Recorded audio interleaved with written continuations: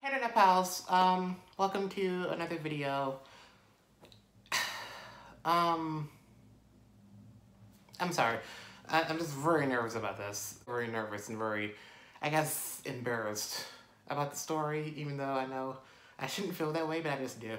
And the reason why I decided to make this video was because I've seen the hashtag on Twitter a while ago, and it kind of hit close to home. And if you don't know what the hashtag is, it's hashtag #MeToo, which is basically people bringing to light that they have experienced sexual harassment or sexual assault. And just kind of like being a voice for the people who are terrified to be a voice for themselves. And I thought it was a beautiful thing to see people standing up for people who have experienced these things. The reason why I'm making this video is because I've also experienced sexual assault and sexual harassment.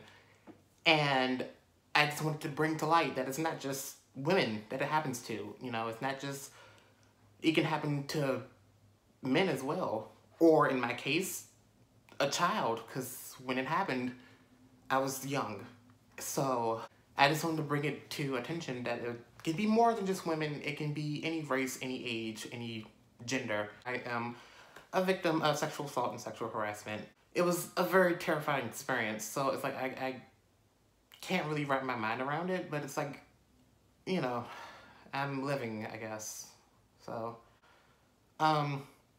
so sorry if I seem like kind of like out of it sometimes, because just retelling the story is kind of hard at sometimes. My story basically started back in 4th grade. I was young. I can't really remember the age, but I knew I was young enough.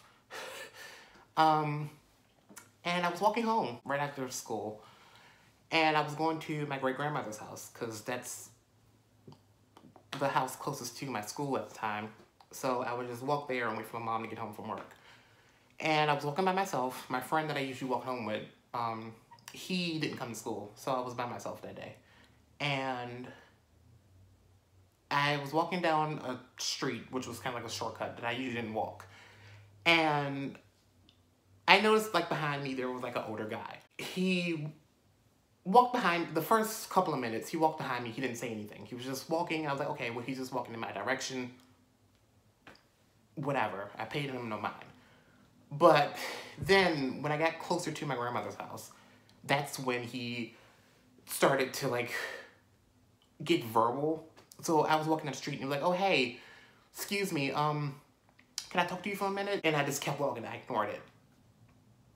Keep in mind, there was no one else on the street. Like, no one was on that street. Everyone, it wasn't nobody sitting outside. It wasn't nobody walking that way. It was an empty street. Like, oh, hey, can I take you back to my place? Or, hey, can I talk to you for a minute? Hey, cutie, walking up the street. It was very uncomfortable. Remember, every time he, like, talked to me, I walked faster.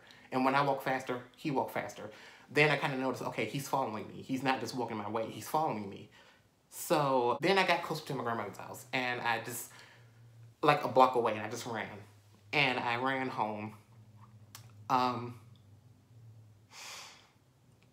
my grandmother was home, and I didn't tell her what happened because I was so in shock that I didn't want to, like, get her concerned. So I just didn't say anything about it to anyone the first time. So fast forward a few years. I'm in 6th grade now, and it's half day at school. Usually, when I walk home from school, I walked home with my friend Destiny and her brother. And that day she wasn't there, so I was by myself. My grandmother was at a doctor's appointment, so she wasn't home. And neither was my uncle, because they lived together, but he wasn't there either. So I was going home to an empty house. So I was walking down the street, this time walking the street that I usually walk to get home. Same thing. No one was there, because it was a half a day. Most people are at work or still in school, so no one was around. And I was walking home, and the person I see walking towards me is the same guy from when I was in 4th grade. And he basically, like, walked in front of me and stopped. And he tried to make it seem like he knew me. I mean, I'm sure he recognized me, but he tried to make it seem like he knew, like, me and my family. He was like, oh, hey, aren't you Carla's grandson? By the way, neither one of my grandmothers are named Carla, so I don't have a grandmother named Carla. But he was making it seem like he knew who I was. But I didn't say anything, because when he said that, I just saw his face. I was like, oh wait, I know who this is. And the first thing I thought it was, he knows where I live. Because he was walking down the street. He was walking like down the street where my grandmother's house was. So I thought, okay, well, he either knows which house I'm going to, or he's trying to figure out which house I'm going to. So, he was like, oh, hey, you know, it's this long since I've seen you, and, you know, you growing up, you know, how's your grandmother? How's your grandmother Carla doing? Being that I recognized who he was, I kind of just played along, because I wasn't going to correct him and tell him, like, my family's name and stuff. So I was like, oh, you know, she's fine, whatever. Where you going? Where you walking to? I'm like, just going home, you know, so if you excuse me, I'd like to go. So then when I tried to walk off, he, like, I tried to, like, walk this way. He walked in front of me, like, oh, wait, what you trying to leave so fast for? And he was like, oh, wait, what you trying to leave so fast for? You know, what's the rush? And I tried to, and I was like, you know, I just want to go home. I have to go home. I have to go. He was like, wait, no, let's catch up for a minute. You know, you've grown up since the last time I seen you. Like, you know, what's been going on and things. I just was like, you know, nothing really, but I really have to go. You know, I lied and said my grandmother was on her way, but she had just left for her appointment. So it's like, well, my grandmother's on her way, and she wants me to be in the house when she gets there, so I have to go. Oh, well, you know, well, you can come wait with me. She'll come pick you up afterwards. And I'm like, no, that's fine. I just want to go home. So I tried to walk away. And he basically just grabbed me by my wrist and pulled me back. And like, wait, no, where are you going? And at that point, I'm just like, just frozen in fear. I didn't know how to react, but I didn't want to show him that I was terrified. So I just stood there, faking a smile the whole entire time. Make it seem like, yeah, I'm calm, I'm collected. You know, I'm just being friendly, but on the inside, I was very terrified. But it's like, I didn't want him to know I was terrified, because if I showed that I was scared, he would continue to, like, pick on me. So I just tried to seem calm and collected. You know, and then, you know, when he stopped me, that's when I was just, like, standing there. I was starting to shake a little bit, but I really tried to control myself, so he could not tell I was scared. He was just like, you know, hey, you can just come to my house for a while. Tell your grandmother you come with me. She knows who I am. I'm like, no, she won't be okay with that. I need to go home. I have to go. Try to walk away. He blocks me again. So then, of course, he tried, like, I guess you can say the cliche thing. And he's like, well, you know, I got some candy back in my house. You know, come hang out for a minute. You can have some snacks or whatever. And I'm like, no, I really shouldn't. I have to go. But thanks. And I don't know. He said, and he was like, oh, you sure? You know, you can come hang out with my grandson. He's your age. You know, I guess. You know, he's like, you know, come hang out with my grandson. He's your age, and you can come meet him and play with him. And I'm like, no, I really shouldn't. I have to go. Try to leave again. He grabs me by my wrist again and pulls me back.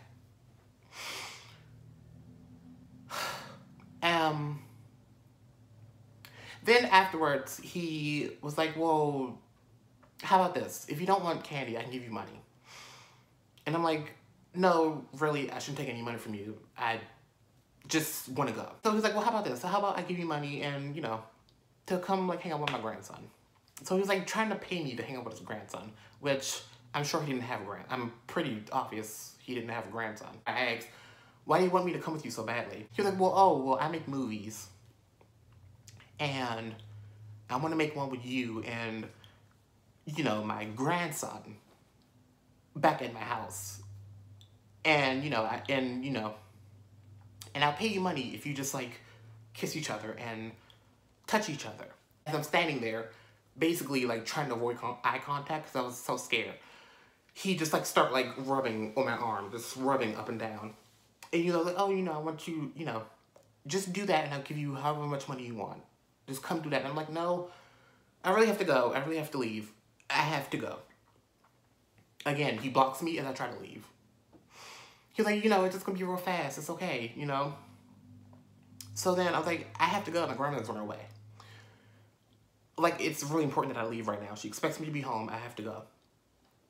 And he was like, okay, well, if you don't want to come with me now, how about we just, like, hang out later? So he comes from in front of me, and he stands beside me.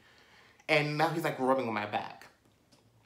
And he's like, you know, well, you know, And he's standing next to me. He's like, wow, you've gotten so tall. You've grown up so much since I last saw you. The second time he grabbed me when I tried to leave, what I failed to mention was like he also reached for something. I don't know if he had like a knife or like a gun or something that he was going to use if I tried to walk away. But that's another reason why I was so terrified to leave, was because when he grabbed me and he blocked me from leaving the second time, he like reached around like he was about to pull out something, and I thought he had a weapon. So that made me even more terrified to even try to leave, because I was like, if I try to leave, he can probably kill me.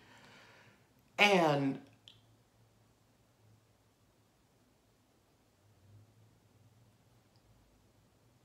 it really just, I didn't know what to do, you know, and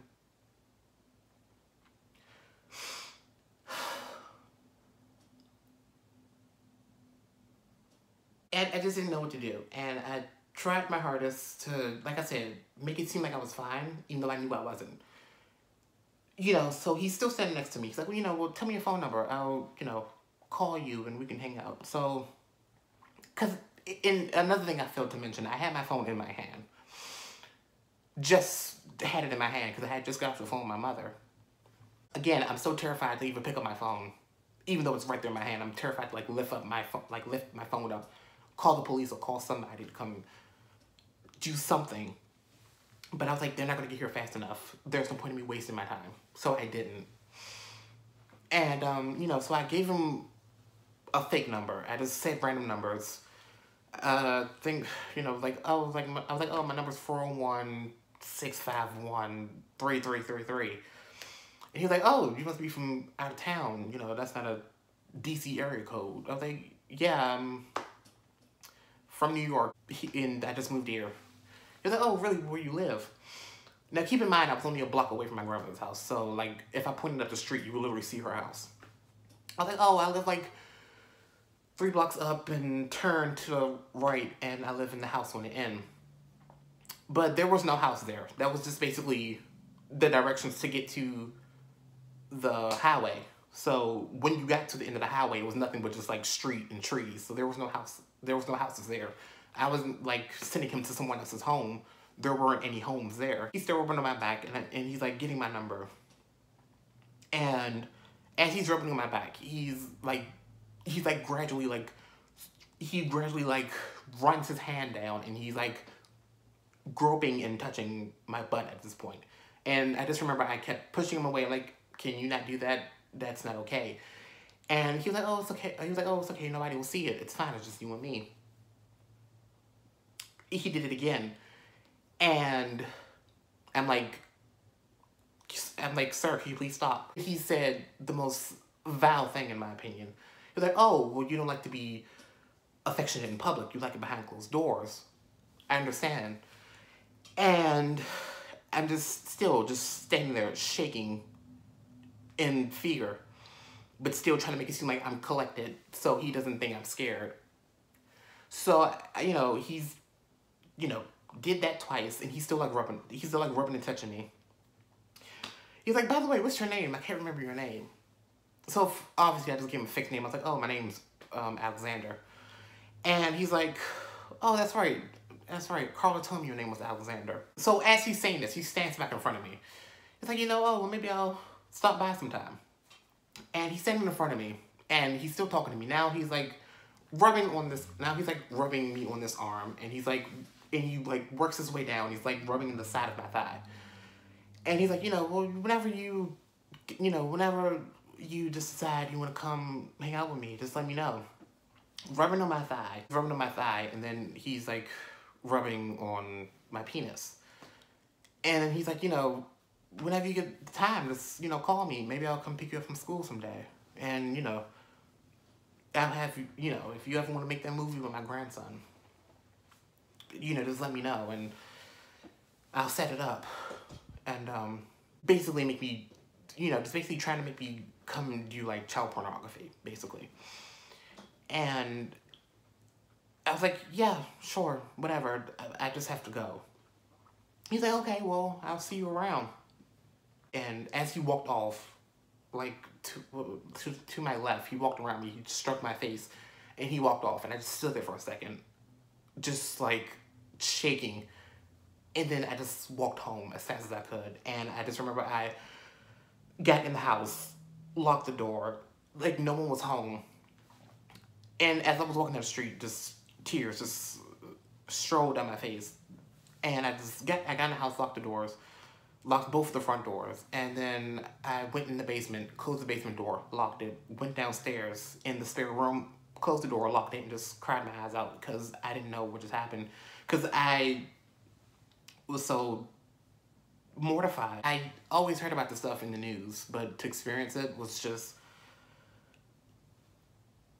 a whole different thing, and it was just the worst, you know, and to this day, I still feel like it was my fault. It's like, you know, why did I, you know, the first time I saw him, why did I walk down that street when I was coming home from school? I should have walked I should have walked down the street I was told to walk down. The second time I saw him, when it was a half day, I was wearing regular clothes, and I was like, well, maybe if I was in my school uniform, he wouldn't have talked to me. You know, I shouldn't have done that. I was stupid. Why did I do that? That I caused this to happen to me. And, you know, when I was in 4th grade, I should have walked down the street I was supposed to walk down instead of trying to walk down the shortcut. And when I was in 6th grade, I should have just worn my school uniform when I had that half day and not regular clothes. Because if I was in my uniform, he wouldn't have talked to me. But I just don't know, you know, and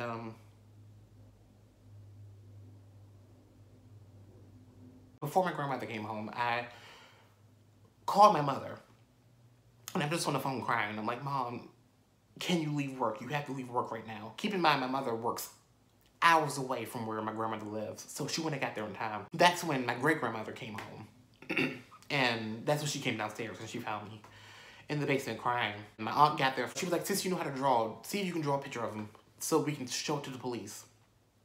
And I did that because I remembered his face. Even though I only looked at him like a few times, I remember every detail about his face.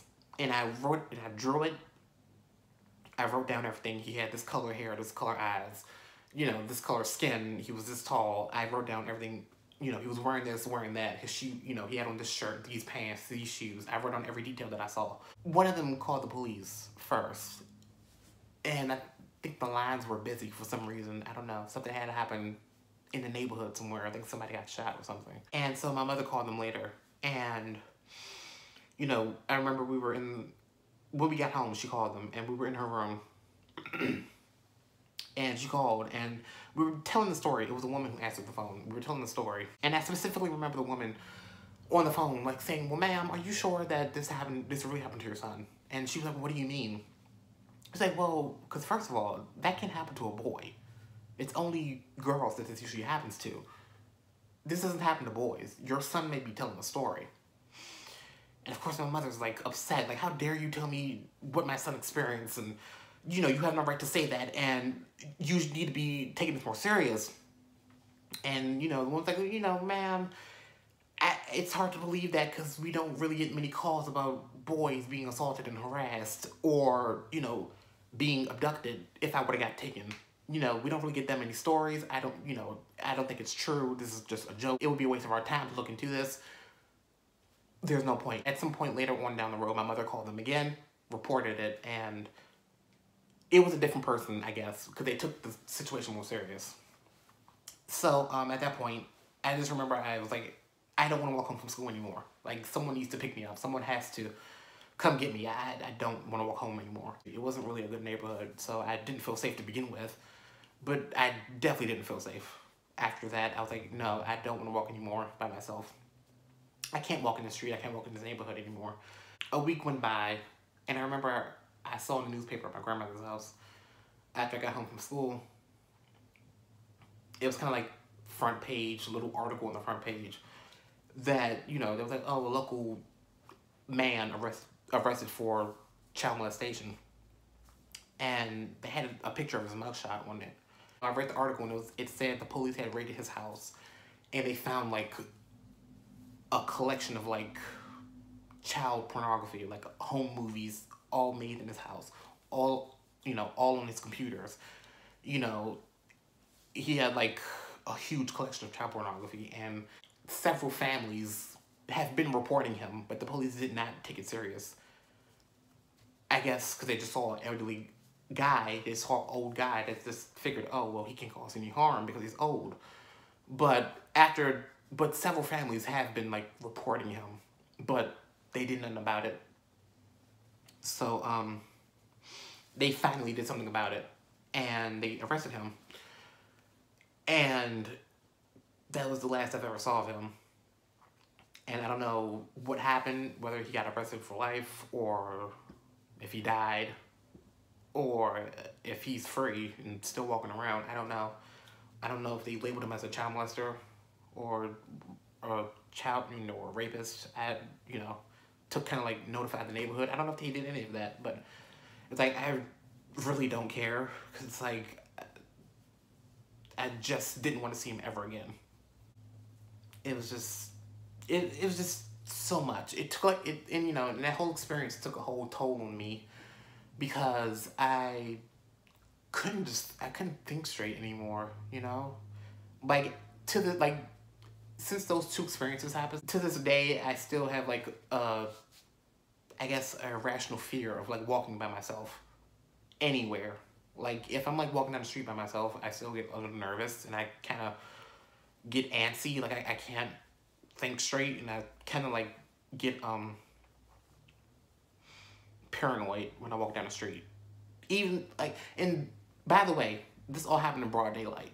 Like, it was broad daylight. It wasn't late at night. It wasn't like dark. It was broad daylight. But now I still have this like fear of like walking by myself, because I just think, well, someone out there is, just that fear of like having someone approach me as I walk down the street is just terrifying to me. Like, I like if I walk anywhere by myself, I get so paranoid. Like, if I'm walking down the street in broad daylight, I get paranoid, because it's like something could happen again. Which is why if I go anywhere, or if I walk anywhere, I try to make sure I'm walking with someone, or trying to walk in like a public space where it's like multiple people. Which doesn't really help sometimes, because sometimes I still feel like, well, even in a crowd of huge people, someone could do something to me. I'm not really scared to go out in public, Like, if I'm at I don't know, say if I'm like at Target or like the grocery store, and I'm like walking down the aisles by myself, even though I know I came with somebody, and they're in a different aisle, I feel fine. If I'm like in a store, I feel fine. Like, if I'm in a store shopping or just looking around, I feel fine. If I'm walking in the mall, I feel fine.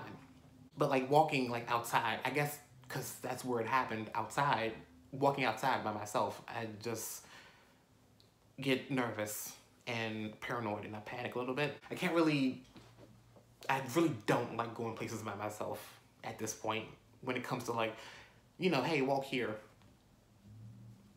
I really don't feel comfortable. That's my story. Hopefully it kind of, hopefully seeing my story kind of motivates or inspires someone to, to use their voice and get help for themselves. Because, it can happen to so many people, but so many people are so nervous and embarrassed to tell the story. Just like how I was, or how I am, because I'm kind of nervous and embarrassed to put this video out, because I'm pretty sure people are going to be like, well, you stood there and let it happen to you. You can't play victim. And it's like, I didn't want that to happen. I didn't stand there on purpose. I was still there because I was fearing for my life. Like I said, every time I tried to walk away, he would like act like he was reaching for something, and I didn't know if he had a weapon or not. So it wasn't just I wanted it to happen to me. I was fearing for my life. And shortly after this happened, I remember I got like so depressed, because I was just, I don't know why, but I was like so sad. Because like I said, I felt like I had caused this to happen, and I felt like worthless. I felt like, a piece of trash. Like, you basically just stood there and let it happen. It was just my fault that this happened to me for a reason. Because maybe something I did caused it to happen. But I hope the story really inspires and motivates people to speak up for themselves. I know it may not be easy. Like, even now, the thought of putting this video up makes me embarrassed and kind of nervous because my friends or my family, they will look at me differently, or they will think, oh, well, you basically let this happen to you. This is your fault, you know. That fear is just why I'm so nervous and embarrassed to put the story up and to even share the story to begin with. Because it's like, I don't want to go through feeling like an outcast again. You know, I've been that way all my life, so feeling that way again is, I just don't want to feel like I don't belong anymore. And